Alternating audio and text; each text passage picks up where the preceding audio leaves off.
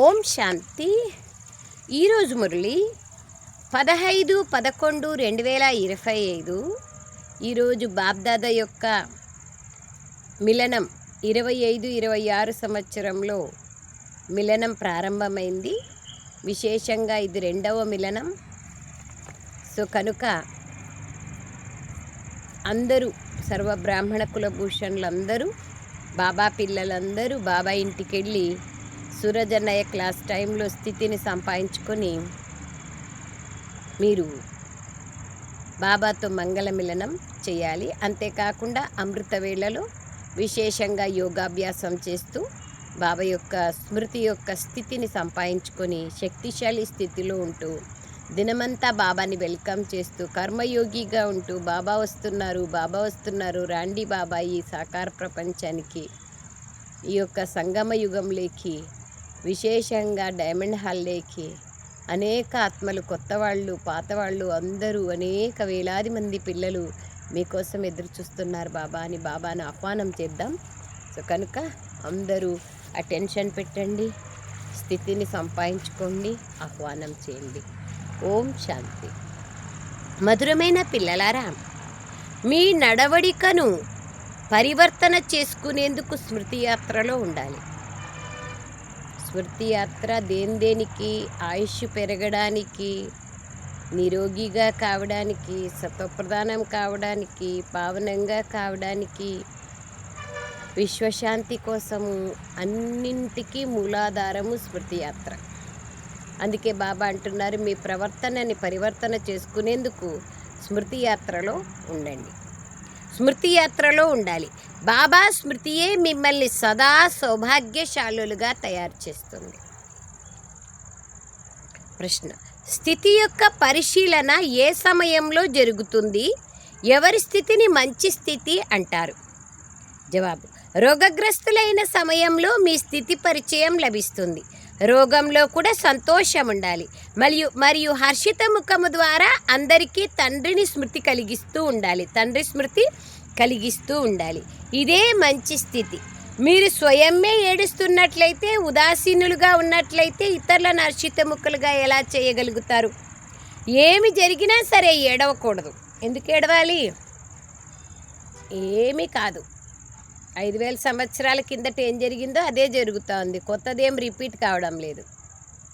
కొత్తది రిపీట్ అవుతా ఉంది అనే సంతోషంతో, ఉమంగ ఉల్లాసాలతో ఉండాలా. ఏది కొత్తది కాదు అనేటువంటి అనుభవంతోనూ ఉండాలి. అందుకే బాబా అంటున్నారు, ఏది కొత్తది ఏం కాదు, ఏం జరిగినా సరే ఏడవకూడదు. ఓం శాంతి. బాబా ఓం శాంతి. దౌర్భాగ్యశాలులు మరియు సౌభాగ్యశాలులు అన్న 2 పదాలు గాయనం చేయబడతాయి. సౌభాగ్యం పోతే దౌర్భాగ్యం అంటారు. స్త్రీకి భర్త మరణిస్తే దాన్ని కూడా దౌర్భాగ్యం అంటారు. తను ఒంటరైపోతుంది. మనం సదాకాలికంగా సౌభాగ్యశాలులుగా అవుతామని ఇప్పుడు మీకు తెలుసు. ఎందుకంటే మన భర్త చనిపోరు, ఎప్పుడు మృత్యుంజయుడు కదా బాబా. అక్కడ దుఃఖం అన్న మాటే ఉండదు. సత్యుగంలో అయితే మృత్యు అన్న మాట ఉండదు, శరీరాన్ని వదిలినారంటారు. అలాగే వైధవ్యం అనే మాట కూడా ఉండదు. అక్కడ అన్నయ్యల కంటే అక్కయ్యలు పెద్దగా ఉంటారు ఆయుష్. కాబట్టి సదా సౌమంగళిగానే ఉంటారు. చనిపోయేది ఫస్ట్ అక్కయ్యలే చనిపోతారు, అన్నయ్యలు చనిపోరు. ఎవరైనా బాబా అంటారు, వైధవ్యం అనే మాటే ఉండదు. విధవకు దుఃఖం ఉంటుంది, తాను రోధిస్తూ ఉంటుంది. ఎవరైనా సాధు సన్యాసులుగా ఉన్నా వారికి దుఃఖం ఉండదని కాదు, కొందరు పిచ్చివారిగా కూడా అయిపోతారు, రోగగ్రస్తులుగా కూడా అయిపోతారు. ఇదంతా రోగీల ప్రపంచం. సత్యుగం నిరోగి ప్రపంచం. ఇప్పుడు మనం భారతదేశంను మళ్ళీ శ్రీమతం పైన నిరోగిగా తయారు చేస్తున్నామని పిల్లలైన మీరు అర్థం చేసుకున్నారు. భారతదేశంలో అనగా ఇక్కడి మనుషుల నడవడిక చాలా పాడైపోయింది. మరి నడవడికను మార్చేటువంటి డిపార్ట్మెంట్ కూడా ఉంటుంది కదా ప్రపంచంలో, క్యారెక్టర్ని మార్చేటువంటి డిపార్ట్మెంట్. స్కూల్లో కూడా విద్యార్థుల రిజిస్టర్ని రాయడం జరుగుతుంది. తద్వారా వారి నడవడిక గురించి తెలుస్తుంది. ముందు కాలంలో కండక్ట్ సర్టిఫికేట్ అని చెప్పి ఇచ్చేవాళ్ళు, వాళ్ళ నడవడికను బట్టి ఇచ్చేవాళ్ళు. అందుకని నడవడిక బాగుండాలనుకునేవాళ్ళు. ఇప్పుడు అది ఏదీ లేదు. కావున బాబా కూడా రిజిస్టర్ రాయించారు. ప్రతి ఒక్కరూ మీ రిజిస్టర్ని రాయండి. మేము ఎటువంటి తప్పులు చేయడం లేదు కదా అని మీ నడవడికను చూసుకోవాలి. మొట్టమొదటి విషయం తండ్రిని స్మృతి చేయాలి. వారి ద్వారానే మీ నడవడిక బాగుంటుంది. ఆ ఒక్కరి స్మృతి ద్వారా ఆయుష్ కూడా పెరుగుతుంది. ఇవి జ్ఞాన రత్నాలు. స్మృతిని రత్నాలు అని అనరు. స్మృతి ద్వారానే మీ నడవడిక బాగుపడుతుంది. ఈ 84 జన్మల చక్రం గురించి మీరు తప్ప ఇంకెవరూ అర్థం చేయించలేరు. విష్ణువు మరియు బ్రహ్మ గురించి దీనిపైనే అర్థం చేయించాలి. శంకర్ని నడవడిక అని అనరు.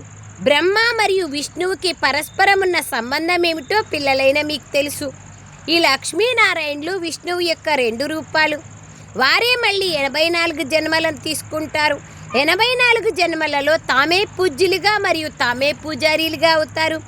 ప్రజాపిత బ్రహ్మ తప్పకుండా ఇక్కడే కావాలి. ప్రజలను రచించాలి. సాకార ప్రపంచంలో అంటే ఆయన ఉండాలి. సాధారణ తనువు కావాలి. ఎక్కువగా ఇందులోనే తికమక పడతారు. బ్రహ్మ పతిత పావనుడైన తండ్రి యొక్క రథం. దూరదేశ నివాసి పరాయ దేశంలోకొచ్చారని కూడా గాయనముంది. పావన ప్రపంచాన్ని తయారు చేసే పతిత పావనుడైన తండ్రి పతిత ప్రపంచంలోకే వస్తారు కదా. అంతే కదా, కొత్తిల్లు తయారు చేయాలంటే పాతింట్లోనే ఆయన రావాల్సి పడుతుంది కదా.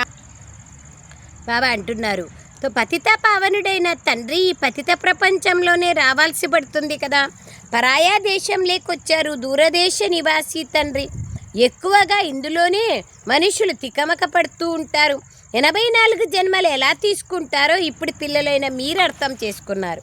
ఎవరైతే మొట్టమొదట వస్తారో సత్యుగం ప్రారంభంలో వారే 84 జన్మలు తీసుకుంటారు. తర్వాత వాళ్ళు తక్కువ తీసుకుంటారు.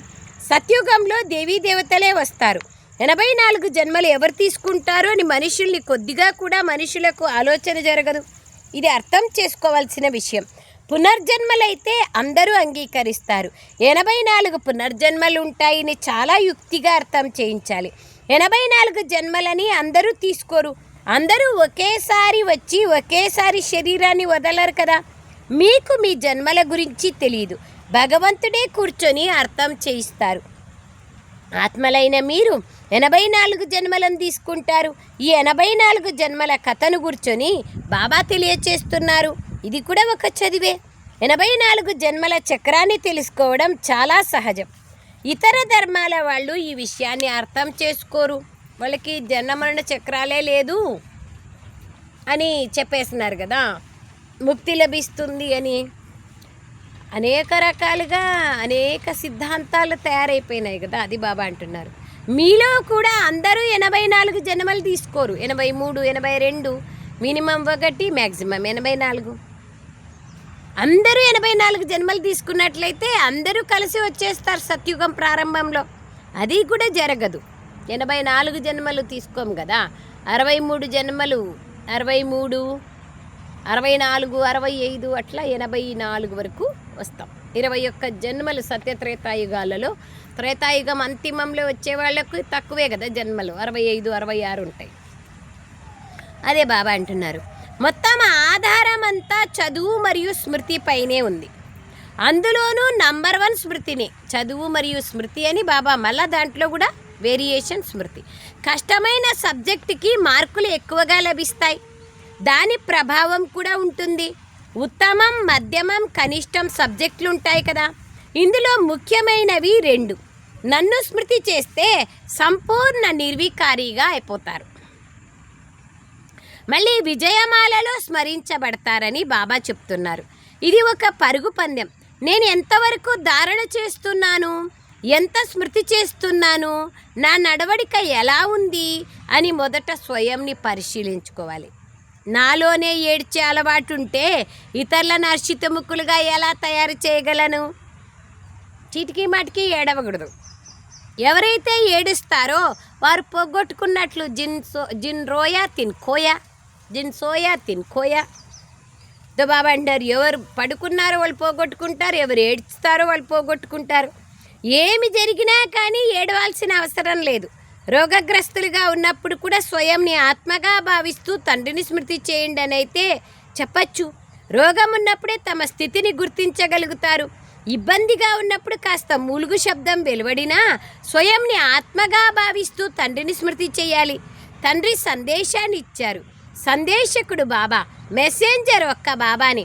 ఇంకెవ్వరూ కాదు. మిగిలిన విషయాలు ఏవైతే వినిపిస్తారో అవన్నీ భక్తి మార్గానికి చెందిన విషయాలే.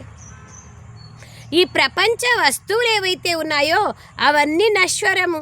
ఎక్కడైతే ఏవి పగిలిపోవో అక్కడికి మిమ్మల్ని తీసుకెళ్తున్నాను. అక్కడ వస్తువులు కూడా వినాశం కావు, ఎట్లంటే అట్లా పోవు. అక్కడ వస్తువులు ఎంత బాగా తయారవుతాయంటే అవి పగిలే మాటే ఉండదు. ఎంత మేలు కదా. ఇక్కడ మాత్రం అన్నీ పగిలిపోయేదే. ఇక్కడ పగిలే వస్తువులనే చాలా రాయల్ అనుకుంటారు, గాజు వస్తువులు, పింగాణి వస్తువులు అవన్నీ. అక్కడ పగిలిపోవంట చూడండి. ఇక్కడ సైన్స్ ద్వారా వస్తువులు ఎన్నో తయారవుతాయి, అక్కడ కూడా సైన్స్ ఉంటుంది. ఎందుకంటే మీకోసం ఎంతో సుఖం కావాలి కదా. పిల్లలైన మీకేమీ తెలీదు. భక్తి మార్గం ఎప్పుడు ప్రారంభమైంది, మీరు ఎంత దుఃఖాన్ని చూశారు, ఈ విషయాలన్నీ ఇప్పుడు మీ బుద్ధిలో ఉన్నాయి. దేవతలను సర్వగుణ సంపన్నులు అంటారు. మళ్ళీ ఆ కళలు ఎలా తగ్గాయి? ఇప్పుడైతే ఎటువంటి కళను లేదు. చంద్రునికి కూడా మెల్లమెల్లగా కళలు తగ్గుతాయి. పౌర్ణిమ నుండి అమావాస్యకు 15 రోజులకు ఒకసారి తగ్గుతా పోతుంది. మళ్ళీ 15 రోజులకు పెరుగుతా పోతుంది. ఫుల్ మూన్ అయిపోతారు. ఈ ప్రపంచం కూడా మొదట కొత్తగా ఉన్నప్పుడు అక్కడ ప్రతి వస్తువు సత్వప్రధానంగా ఫస్ట్ క్లాస్గా ఉంటుంది. మళ్ళీ పాతబడుతూ కళలు తగ్గిపోతాయి. ఈ లక్ష్మీనారాయణలే సర్వగుణ సంపన్నులు కదా. ఇప్పుడు తండ్రి మీకు సత్యమైన సత్యనారాయణ కథను వినిపిస్తున్నారు. ఇప్పుడు ఇది రాత్రి, కలియుగం యొక్క అజ్ఞాన అంధకారం యొక్క రాత్రి. మళ్ళీ పగలు వస్తుంది. మీరు సంపూర్ణులుగా అయితే మీకోసం మళ్ళీ సృష్టి కూడా అలాంటిదే కావాలి. పంచతత్వాలు కూడా పదార్థాల సంపూర్ణులుగా అయిపోతాయి. కావున మీ శరీరం కూడా ప్రకృతి సిద్ధంగా సుందరంగా ఉంటుంది, సత్వప్రధానంగా ఉంటుంది. ఈ ప్రపంచం అంతా 16 కళ సంపూర్ణులుగా అయిపోతుంది. ఇప్పుడైతే ఏ కళ లేదు. గొప్ప వ్యక్తులు ఎవరైతే ఉన్నారో లేదా మహాత్ములు మొదలైన వారు ఎవరైతే ఉన్నారో వారి భాగ్యంలో బాబా జ్ఞానమే లేదు. బాబా అంటున్నారు వారికి తమ అహంకారమే ఉంది. ఎక్కువగా ఇది పేదవారి భాగ్యంలోనే ఉంది. తండ్రి ఎంత ఉన్నతమైన వారు ఎవరైనా పెద్ద రాజు లేదా పవిత్ర ఋషి మొదలైన వారి శరీరంలోకి రావాలి అని అంటారు.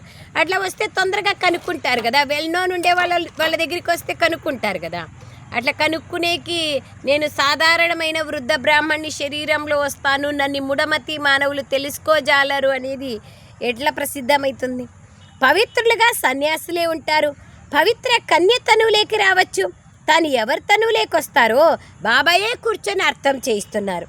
ఎవరైతే పూర్తి 84 జన్మలను కనీసం ఒక్కరోజు కూడా తక్కువ కాకుండా తీసుకుంటారో అతడి శరీరంలోకే వస్తారు. ఎవరు? బ్రహ్మబాబా, కృష్ణుడు. ఆయన శరీరంలోకే బాబా వస్తారు. అన్నింటికీ లాజిక్ ఉంటుంది, రహస్యం ఉంటుంది. ఎట్లా అంటే ఎట్లా, ఎవరిలో అంటే వాళ్ళు ఎట్లా వస్తాడు దేవుడు, భగవంతుడు రాడు కదా. అన్నింటికీ ఒక రహస్యం ఉంటుంది, దానికి ఒక పద్ధతి ఉంటుంది, సిద్ధాంతం ఉంటుంది. అప్పుడే రావడానికి ఆస్కారం ఉంటుంది. భగవంతుడు ప్రవేశించాలంటే అంత భాగ్యశాలి రథం కూడా కావాలి కదా. సో బాబా అదే అన్ని విషయాలు చెప్తున్నారు. బాబా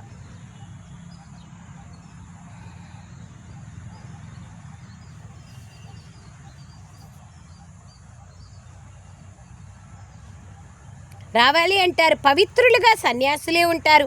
ఎవరైతే పూర్తి 84 జన్మలను కనీసం ఒక్కరోజు కూడా తక్కువ కాకుండా తీసుకుంటారో అతడి శరీరంలోకే బాబా వస్తారు. కృష్ణుడు జన్మించినప్పటి నుంచి 16 కళ సంపూర్ణులుగా ఉంటారు. మళ్ళీ సతోరజో తమోలేకి వస్తారు. ప్రతి వస్తువు మొదట సత్వప్రధానంగా ఉంటుంది, తర్వాత సతోరజో తమోలేకి వస్తుంది. సత్యుగంలో కూడా అలా ఉంటుంది. చిన్న బాలుడు సత్వప్రధానంగా ఉంటారు. మళ్ళీ వయస్సు పెరిగాక నేను ఈ శరీరాన్ని వదిలి సత్వప్రధానమైన పిల్లవాడిగా పుడతానంటారు. పిల్లలైన మీకు అంత నశ లేదు. అర్థమైందా? సత్యుగంలో నేను ఎలాంటి పదవిని పొందుతాను అనే దానికోసం అంత నశ పిల్లల్లో లేదు. నిజమే కదా. బాబా చెప్పేంత నశ లేదు. సంతోషం యొక్క పాదరసం ఎక్కడం లేదు. ఎవరైతే బాగా కష్టపడతారో వారికి సంతోషం యొక్క పాదరసం కూడా పైకి ఎక్కి ఉంటుంది. అంటే సదా సంతోషంగా ఉంటారు. వారి ముఖం కూడా హర్షితంగా ఉంటుంది. మున్ముందు అన్నీ సాక్షాత్కారం అవుతూ ఉంటాయి. ఎంతెంతగా పరంధామానికి దగ్గరగా వస్తూ ఉంటామో అంతంతగా ఇల్లు మొదలైనవన్నీ గుర్తుకొస్తూ ఉంటాయి కదా. ఇట్లా 40 రోజులు తీర్థయాత్రకు పోతాం, ఇంకేం ఊరికి వస్తున్నాము అంటే అప్పుడు ఆటోమేటిక్గా ఊరు గుర్తులన్నీ వస్తాయి కదా. అంతెందుకు ఇప్పుడు మధుబనికి పోతాము, అక్కడ కంప్లీట్గా మార్బుల్ ఫ్యాక్టరీలన్నీ వచ్చినాయంటే ఇంకేం వచ్చేసి అబూ రోడ్డు అనుకుంటాం కదా. అట్లాగే బాబా అంటున్నారు, పరంధామం వెళ్ళేకి సతయుగంలోకి వచ్చేకి ఇంకా పొలిమేర్లు కనపడుతున్నాయి, ఇంకేం 2 నాళ్ళే, ఈ కొంచెం సమయం కష్టాలు ఏముందిలే అయిపోతాయి అని అనుకుంటాం. ఇట్లా పాత ఇంట్లో ఉండి చాలా రిపేరీలు వస్తుంటాయి, కొత్త ఇళ్ళు కడతా అంటామంటే ఏమంటాము, ఇంకా 2 నాళ్ళు లేబ్బా ఊరికి ఏమి కష్టాలన్నీ, ఇంకా కొత్త ఇంట్లోకి పోతే ఏముండవు అనుకుంటాం కదా. అట్లా బాబా అంటున్నారు ఏముండవు, అసలు సత్యుగంలో కష్టమే ఉండదు, దుఃఖం ఉండదు, ఏడుపులు ఉండవు, ఏముండవు. సంతోషం యొక్క పాదరసం ఎక్కి ఉండాలి అంటున్నారు బాబా. ఇది కూడా అటువంటిదే. పురుషార్థం చేస్తూ చేస్తూ మీ ప్రారంధం ఎప్పుడైతే సమీపంగా వస్తుందో అప్పుడు ఎన్నో సాక్షాత్కారాలు జరుగుతాయి, సంతోషంలో ఉంటారు మీరు. ఎవరైతే ఫెయిల్ అయిపోతారో వారు సిగ్గుతో పాపం పశ్చాత్తాపడతారు, చనిపోతారు. మీకు కూడా బాబా ముందే చెప్తున్నారు, లేకపోతే చివరిలో చాలా పశ్చాత్తాపడతారు. మీరు ఎలా అవుతారో మీ భవిష్య సాక్షాత్కారం జరుగుతుంది, ప్రతి ఒక్కరికి వాళ్ళ సాక్షాత్కారం జరుగుతుంది. ఈ వికర్మలు మొదలైనవి చేశారు అని బాబా చూపిస్తారు. ఆ లాస్ట్లో పూర్తిగా చదవలేదు, ద్రోహులుగా అయ్యారు, కావున ఈ శిక్ష లభిస్తుంది అని అన్ని సాక్షాత్కారం చేయిస్తారు. సాక్షాత్కారాలు చేయించకుండా శిక్షలు ఎలా వేస్తారు? కోర్టుల్లో కూడా మీరు ఇది చేశారు, దానికోసం ఈ శిక్ష అని చెప్తారు కదా. ఎప్పటి వరకైతే కర్మాతీత స్థితి ఏర్పడదో అప్పటి వరకు ఏవో కొన్ని గుర్తులు ఉంటాయి. ఆత్మ పవిత్రంగా అయిపోతే శరీరాన్ని వదలాల్సి వస్తుంది, వారు ఇక్కడ ఉండరు. అటువంటి స్థితిని మీరు ధారణ చేయాలి. ఇప్పుడు మీరు తిరిగి వెళ్ళి మళ్ళీ కొత్త ప్రపంచంలోకి వచ్చేందుకు ఏర్పాట్లు చేసుకుంటారు. మనం త్వరగా వెళ్ళి మళ్ళీ త్వరగా రావాలి. ఇదే మీ పురుషార్థం. పిల్లలను ఆటలో పరిగెత్తిస్తారు కదా, లక్ష్యం వరకు చేరుకొని మళ్ళీ తిరిగి రావాలి అంటారు. 100 మీటర్స్ 200 మీటర్స్ రన్నింగ్ రేస్ ఉంటుంది కదా. మీరు కూడా త్వరగా వెళ్ళాలి పరంధామానికి, మళ్ళీ త్వరగా మొదటి నంబర్లో కొత్త ప్రపంచంలోకి రావాలి. మరి మీది కూడా రేసే, స్కూల్లో కూడా రేస్ చేయిస్తారు కదా పరుగుబందెం. మీది ప్రవృత్తి మార్గం. మీకు మొట్టమొదట పవిత్ర గృహస్థ ధర్మం ఉండేది, ఇప్పుడు వికారిగా అయిపోయారు. మళ్ళీ నిర్వికారి ప్రపంచం తయారవుతుంది. ఈ విషయాలను మీరు స్మరణ చేస్తూ ఉన్నా ఎంతో సంతోషం కలుగుతుంది. మనమే రాజ్యం తీసుకుంటాం, మనమే మళ్ళీ పోగొట్టుకుంటాం. హీరోయిన్గా మనమే అవుతాం. వజ్రతుల్యమైన జన్మ తీసుకొని మళ్ళీ గవతుల్యంగా అయిపోతాం. మనమే అన్ని జన్మల్లో తీసుకుంటా వచ్చినాం. ఇప్పుడు మీరు అండర్లైన్, గవల వెనుక మీ సమయాన్ని వ్యర్థం చేసుకోకండి అని బాబా అంటున్నారు. నేను కూడా సమయం వ్యర్థం చేసుకునేవాడిని. ఎవరు? బ్రహ్మబాబా. ఇప్పుడు నీవు నాకు చెందినవానిగా అయ్యి ఈ ఆత్మిక వ్యాపారమే చేయాలి అని బాబా నాకు చెప్పారు శివబాబా. దాంతో వెంటనే అన్నీ వదిలేశాను అని ఇతడు కూడా అంటారు. డబ్బుని పారేయరు కదా, డబ్బుని కార్యంలో వినియోగిస్తారు. డబ్బు లేకుండా ఇల్లు మొదలైనవి లభించవు. మున్ముందు చాలా గొప్ప ధనవంతులు వస్తూ పోతారు, మీకు సహాయం చేస్తూ పోతారు. ఒకరోజు మీరు పెద్ద కాలేజీలు యూనివర్సిటీలోకి వెళ్ళి ఈ సృష్టి చక్రం ఎలా తిరుగుతుందో భాషణం చేయాల్సి వస్తుంది అని ఇప్పుడే వచ్చేసింది కదా. అనేక సుమారుగా 20-30 యూనివర్సిటీలు మన బ్రహ్మకుమారీస్ ఈశ్వరీయ విశ్వవిద్యాలయంతో ఆర్యఆర్ఎఫ్ rajayoga education and research foundation ఆర్యఆర్ఎఫ్ మన అనుబంధ సంస్థ.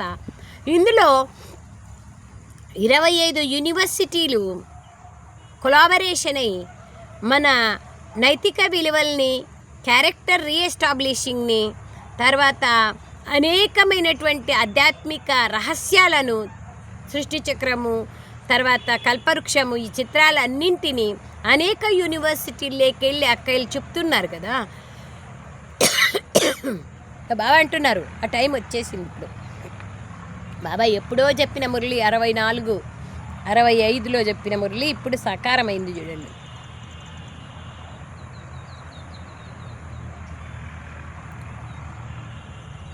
బాబా అంటున్నారు నడవడిక గురించి అయితే మీరు ఎంతో అర్థం చేయించవచ్చు. ఈ లక్ష్మీనారాయణల మహిమ చెయ్యండి. భారతదేశం ఎంత పావనంగా ఉండేది, దైవీ నడవడిక ఉండేది. ఇప్పుడైతే వికారీ నడవడిక అయింది. తప్పకుండా మళ్ళీ చక్రం పునరావృతం అవుతుంది. మేము చరిత్ర మరియు భూగోళాల గురించి వినిపించగలమని చెప్పండి. అక్కడికి మంచి మంచి వారు వెళ్ళాలి. థియోసాఫికల్ సొసైటీ ఉంది, మీరు అక్కడ భాషణం చేయండి. కృష్ణుడు ఒక దేవత, అతడు సత్యుగంలో ఉంటారు. మొట్టమొదట శ్రీకృష్ణునిగా ఉంటారు, అతడే మళ్ళీ నారాయణుడిగా అవుతారు. మేము శ్రీకృష్ణుని 84 జన్మల కథ గురించి వినిపిస్తాం అని చెప్పండి. ఈ విషయాలను ఇంకెవ్వరూ వినిపించలేరు. ఈ టాపిక్ ఎంత పెద్దది, తెలివైన వారు భాషణం చేయాలి. మేము విశ్వాధిపతులుగా అవుతామని ఇప్పుడు మీ మనసులో ఉంది. మరి మీకెంత సంతోషం ఉండాలి.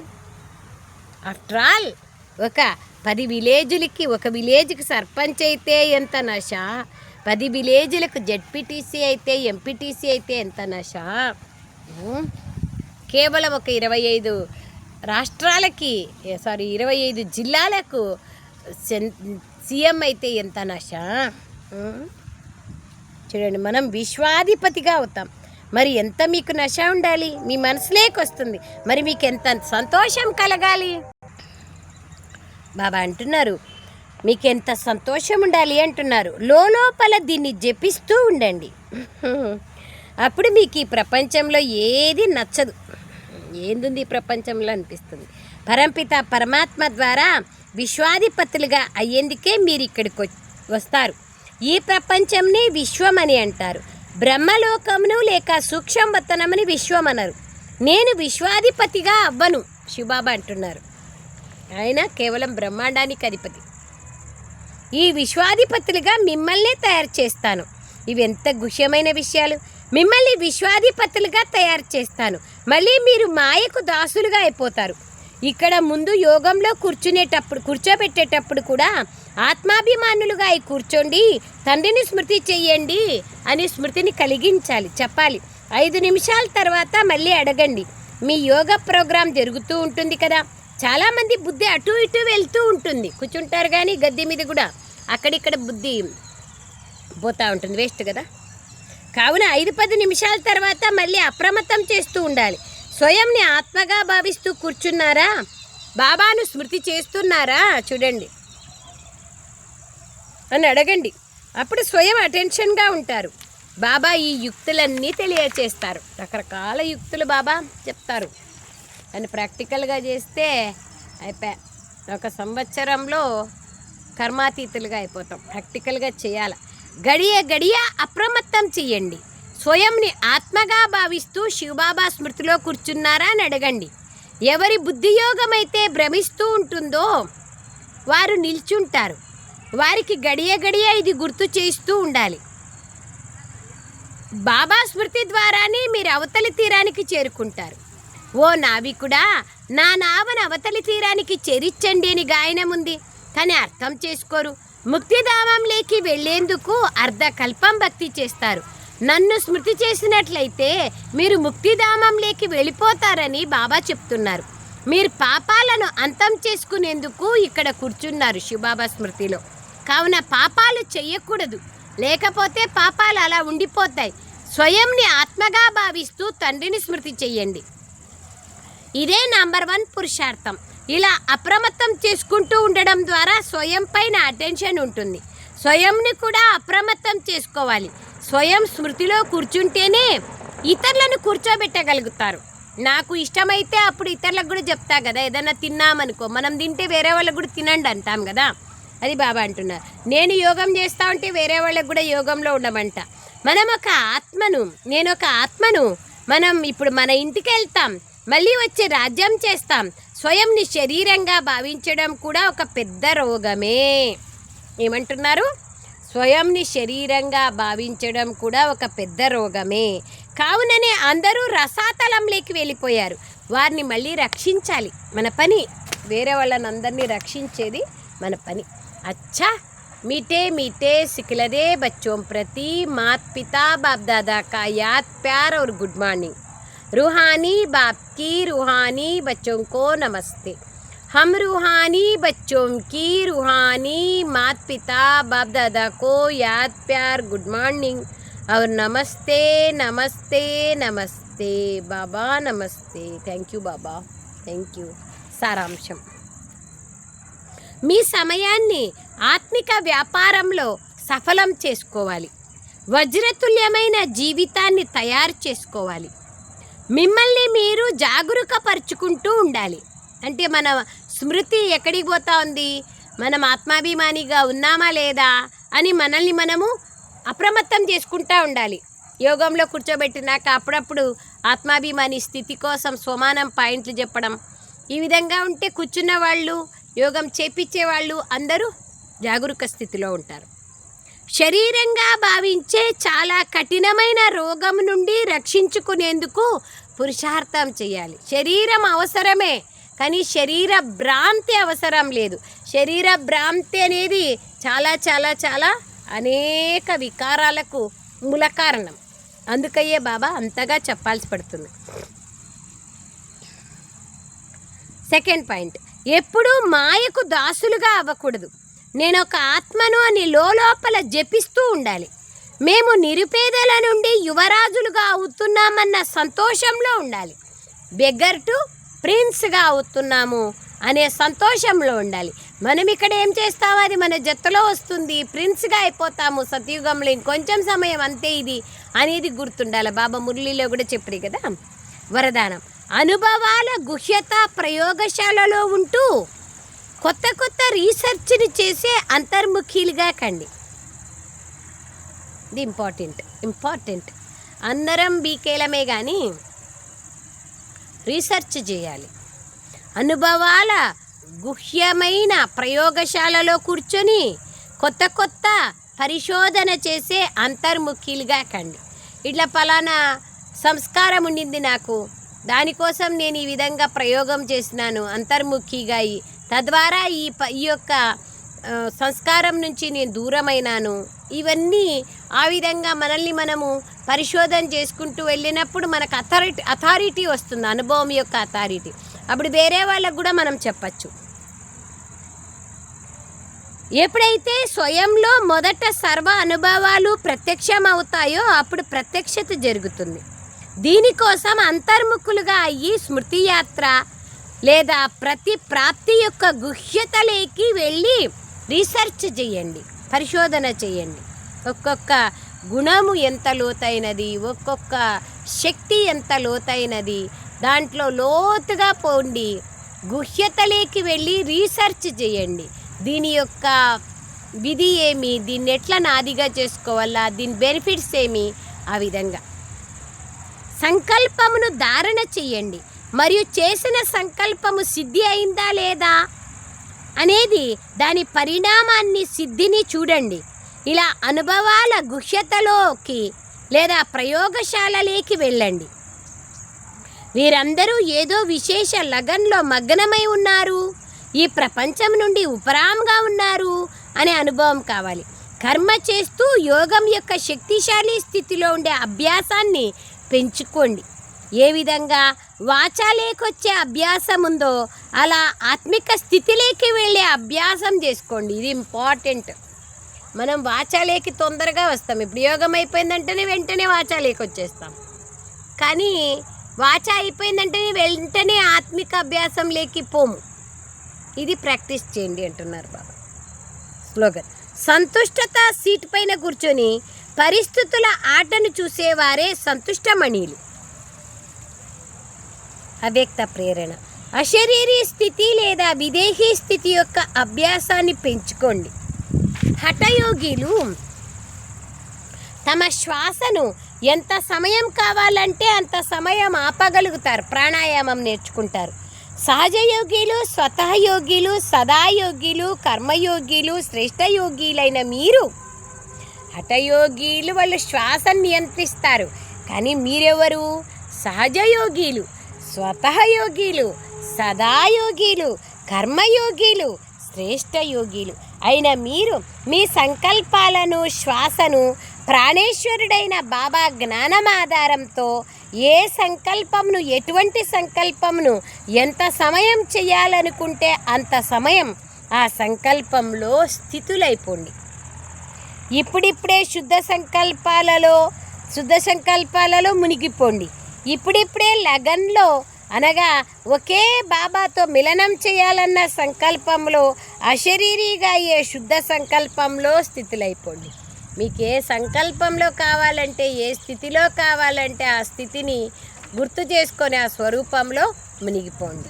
అచ్చా. Om Shanti. Baba thank you. Baba thank you.